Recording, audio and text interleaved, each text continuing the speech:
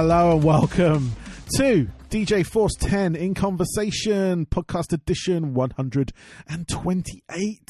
We are climbing, ever climbing. But yes, no, we've got another week ahead of podcast for you. But today we are speaking to the band Reawaken, and I'm speaking specifically to Gill and Joe. Of the band, and yeah, it was a great conversation. Great band coming out of Southampton way. Do check them out after the interview, or just pause it now, go check them out and then come back. It's totally up to you, but I want to shout out to all the bands last week that we had a chat with. Jim Davies, of course, Chemis, Therafosa, From Ashes to New, and Royals. All the shows greatly received, absolutely fantastic, and I'm going to hopefully keep this going. I've got plenty of interviews kind of in the archive, if you will. Plus I'm working on a DJ series which I should start this week with DJ Woody. I've also got DJ Rasp as well, which is quite a cool interview as well, so I'm hoping to get some more as and when they get confirmed and done. I will announce them forthwith. But yeah, just overwhelmed by the amount of people listening to the show, really, listening to my voice. It's crazy. I can't even stand my voice, but you know, here we are. But yeah, no, I greatly appreciate it. If I'm going to give my sort of like daily spiel of like leaving a rating, I'm just going to say on your podcast platform of choice, leave a rating for the podcast. That's it. And then, yeah, we're going to continue to do this as much as I can during the lockdown, which is still happening to a lot of us here in the UK, or to all of us here in the UK. At least for the foreseeable future. Anyone that is going into work, thank you first and foremost, but also be safe. Keep away from people if you can. It's still a crazy time, but hopefully giving you a little bit of distraction with these podcasts. I hope I am anyway. But yeah, this is a new band for you to check out. This is Reawaken. Enjoy.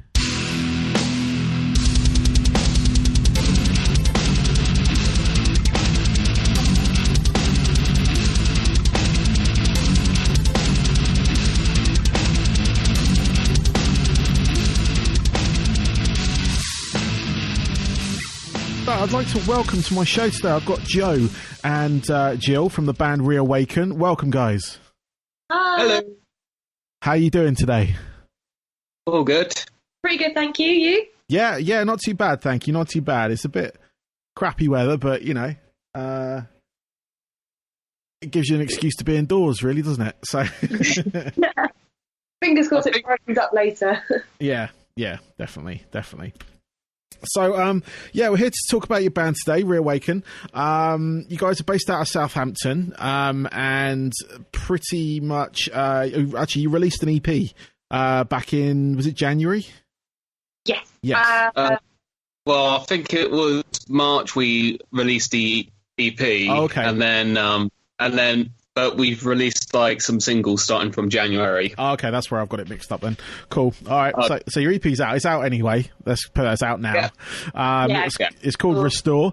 And yeah, it's available across all formats, all sort of streaming formats and everything. But what I want to do before we start talking about your music itself, I'd like to sort of like get a bit of background on you guys, because you're a new band to me. I heard about you through John, and I just want to get some like your journey so far, if that's all right. If one of you guys wants to take that. Okay, it basically started out as a jamming duo between myself and my boyfriend, who is one of the guitarists in the band, Matt. Yeah. And we sort of went through various different members. Nathan, our other guitarist, joined shortly in the early stages, and then we sort of started gigging together. We were under a different name, slightly different genre, and then as the years went past, Joe joined us. I think you've been in the band about 4 years now, Joe, is that right? I joined at the end of 2015. Yeah, so nearly 5 years. We need to have a birthday soon, Joe. And we've gone through, again, different lineups until we were happy with the lineup. And then Miranda, our vocalist, joined last May. And we've kind of just gone from there with new music, new videos, new look, all that kind of thing, really. Yeah. Anything else to add, Joe? I think that's pretty much it, really. Okay. Yeah. All right, fair enough. That's cool. So you've been going for a little while in various guises, which is cool. And down in that sort of Southampton area, it's got a fun place in my sort of memory, Southampton, because I was in a band many years ago, and one of the best places we played was actually the Joiners, down that way. And a lot of love for the sort of Isle of Wight people that came over to see us and everything. A lot of people made that trip over by hovercraft or ferry, because we never played that. Never played on the island itself. But yeah, no. What's the sort of like? Because I never got fully involved in it. But what was the sort of like Southampton scene like for you guys? Go for it, Joe. I think a lot of it is fairly like a lot of it is metalcore, sort of hardcore sort of stuff. Yeah. There is like a bit of an indie scene as well down here, and we're sort of a band that sort of fits in between there, because we're not exactly hardcore, but we're too heavy for indie. Cool. So we're a good opener for metal bands, or a good later in the set as the evening's gradually getting heavier, basically. Yes. Yeah. Pretty much. Where would you say your sort of influences like? Because when I listen to your music, I sort of hear so you got a bit of Hailstorm, you've got Pretty Reckless. I'm kind of throwing you into the female fronted genres here. But I was just sort of like curious as to where your influences lie when it comes to the music itself. Yeah. I think like the really good thing about this band is we're all like influenced by different things. Like Nathan's very into like pop punk and metalcore. Matt's very into like classic rock. Jill is into like the more poppy rock bands like McFly. Pop punk. Pop punk. Okay. Well, let's throw that out there. Yeah, and Miranda's like really into like bands like Flyleaf. So like, we're sort of like a weird combination between all those sounds, sort of like mashed together, and we try to make it work, basically. Yeah.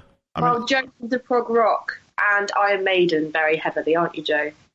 Oh yeah, yeah. I completely forgot. I completely forgot to talk about myself there.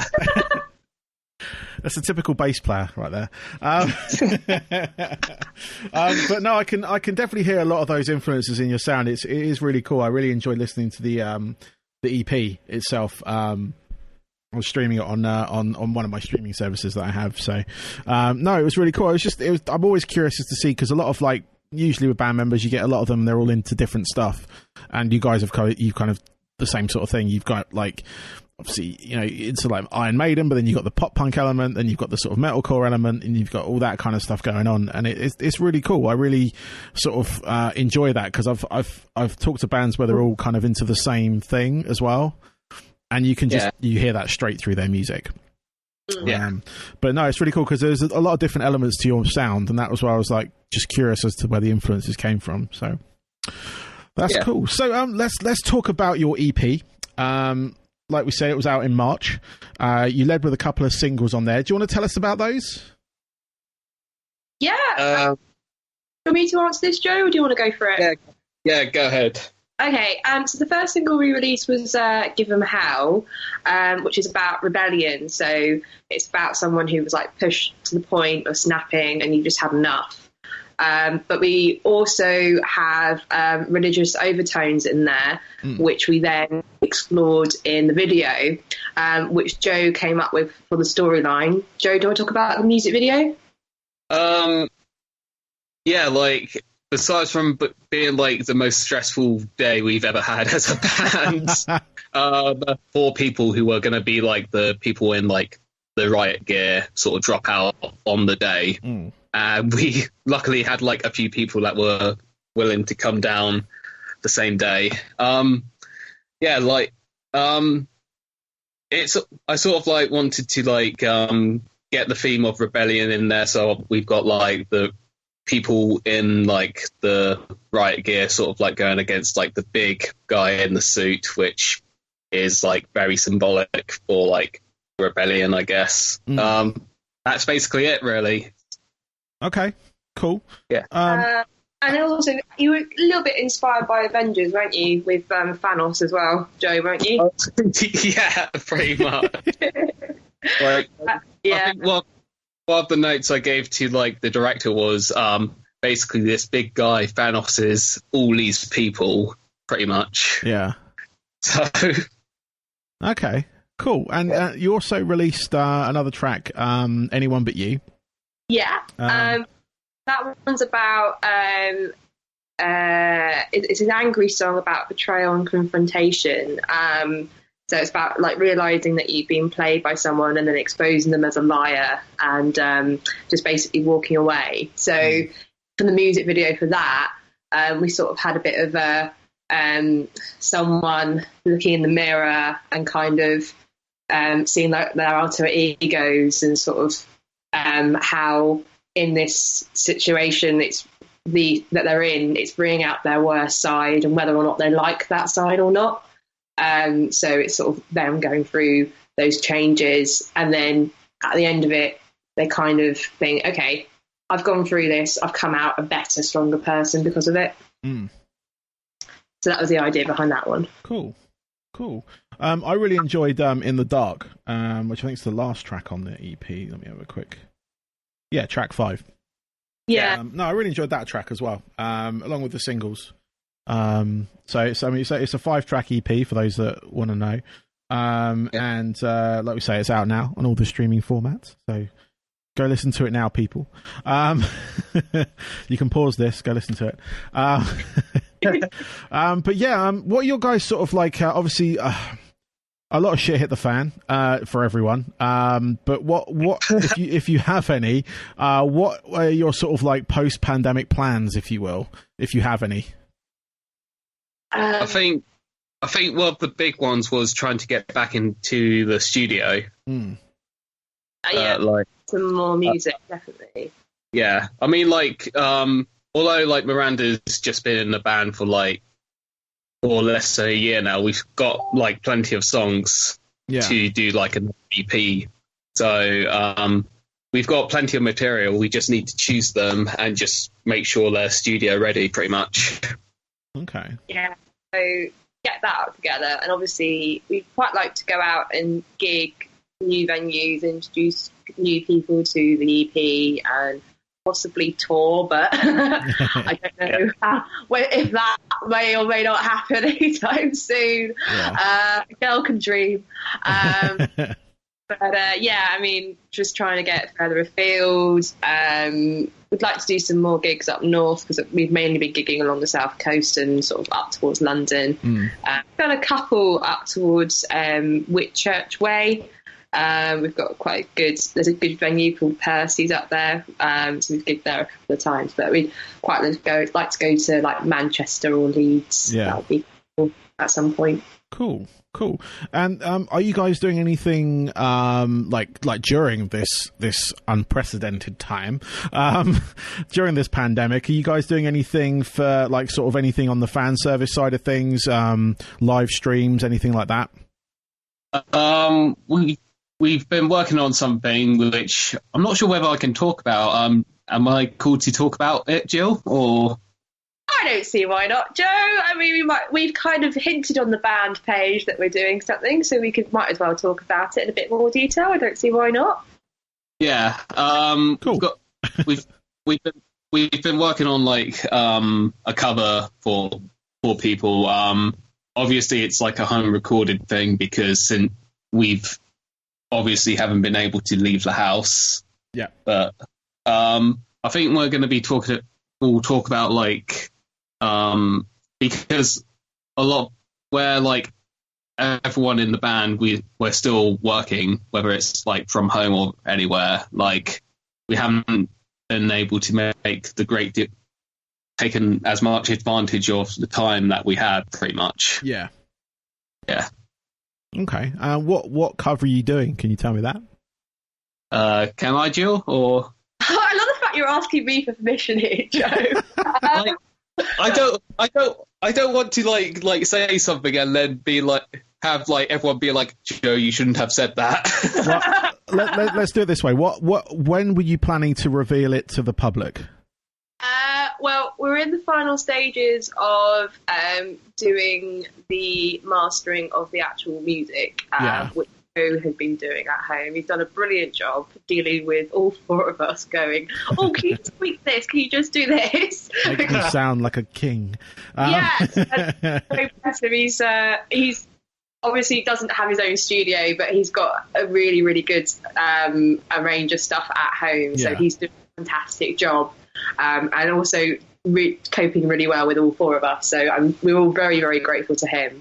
And then myself and Matt will be doing the actual video editing of it as well. So, but we're just waiting for Miranda to film her singing.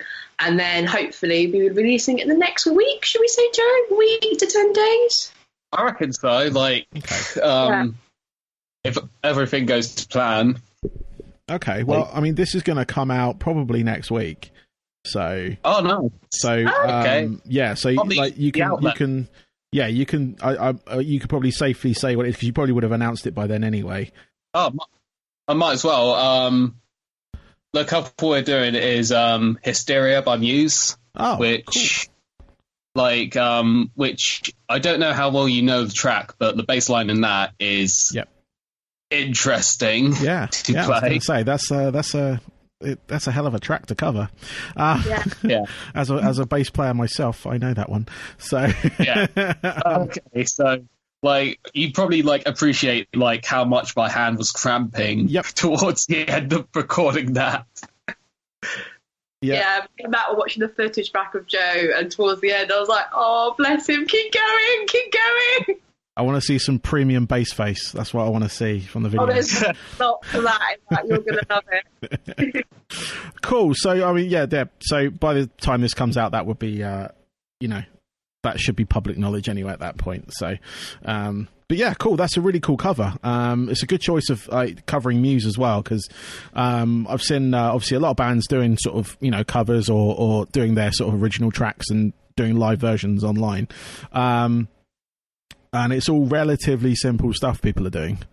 So they're sort of tackling Linkin Park, tackling Evanescence, usual new metal sort of run of stuff. But no, Muse will be definitely. I'd be very interested in seeing that and listening to that. So, cool. Oh, excellent. Thanks. No, that's good. They're getting it out there, so it should be good. Excellent. So, where were we? Sorry, I'm just gonna because I've moved my notes. There we go. Cool. So, I've got a couple of questions left for you guys. These are sort of what I call my generic questions. Basically, I ask every artist this. Whenever I have them on my show. So it's one basically it's for each of you, so you each get to answer these. But the one that goes first is always at the disadvantage unless you've got them in the front of your head, these sort of answers to these questions. So what I want to know are what are your 3 top albums that really influenced the sort of musician that you've become. So, for instance, the one that made you want to pick up drumsticks, the one that made you want to pick up the guitar, made you want to sing, stuff like that. Not necessarily, like the best album by a certain band, but like when you heard this particular album, you're like, oh my God, I want to do this. Do you want to go first, Joe, or do you want me to go first? If you've got them at the front of your head, do go for it. I'm still thinking. Okay, cool. So, I mean, like, the first album that made me think about music in, like, a totally different way is The Land Lies Down on Broadway by Genesis, which is, like, their last album they had with Peter Gabriel, which, when I heard it, it absolutely blew my mind. So I'm just going to stop you there. I had, I'm just going to name drop someone here. I spoke to Steve Hackett a couple of weeks ago. Oh, really? Yeah. I thought I'd appreciate that. Dude. Yeah, no, he was really nice. He was really nice, and I was so surprised. Like, not surprised that he was nice, but just a genuinely great chat. So. Oh, That's fucking cool, dude. I thought you might appreciate that, because I've spoken to a lot of prog artists on my show. I've had Jeff Downs, who's the keyboard player for Yes and Asia. To Alan White as well, who's the drummer for Yes. And just all these like prog artists, John Lodge from Moody Blues, and just all classic prog. And they've all been fantastic to chat to, because they've all got stories. That's really fucking cool, man. Like, sorry to totally derail you there, but yeah, no worries. Like, it like gives me more time to think. Yeah, that's what I figured. That's what I figured. So, cool. The second album, I reckon 2112 by Rush. Just because, like, not just because of me, it's like a whole like backstory of like artist integrity behind it. Yeah, where like was like pressuring them to like sort of go in one way, but they were like, fuck that, we're going in this way. Yes, and they won that battle. So yeah.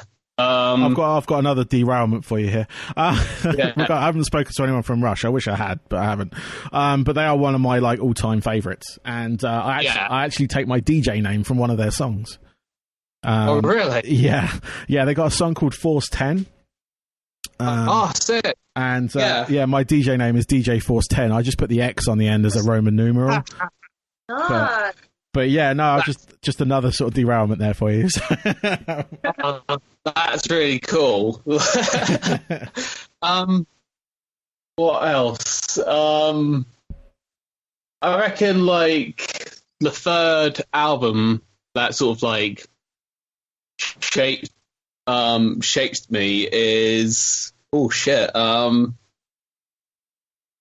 probably No World for Tomorrow by Coheed and Cambria.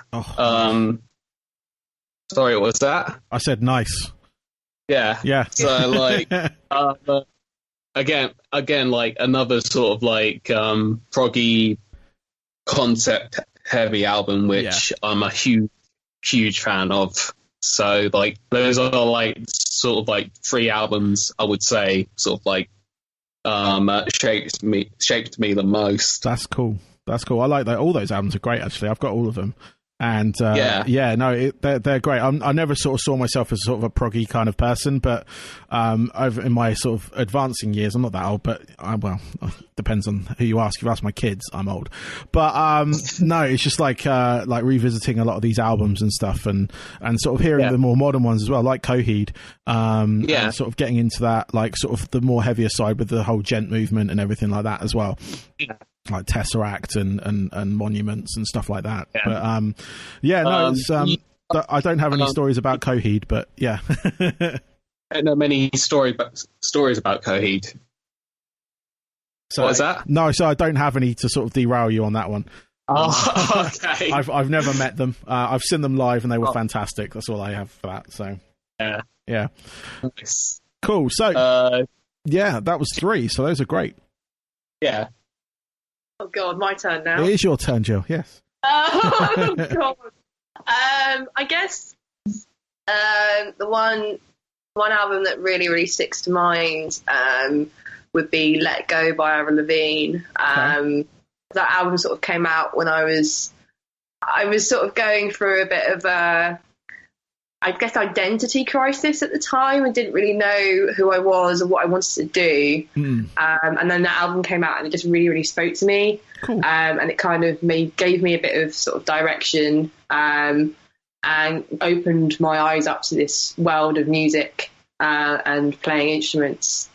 And I just thought Avril Lavigne was so cool at the time.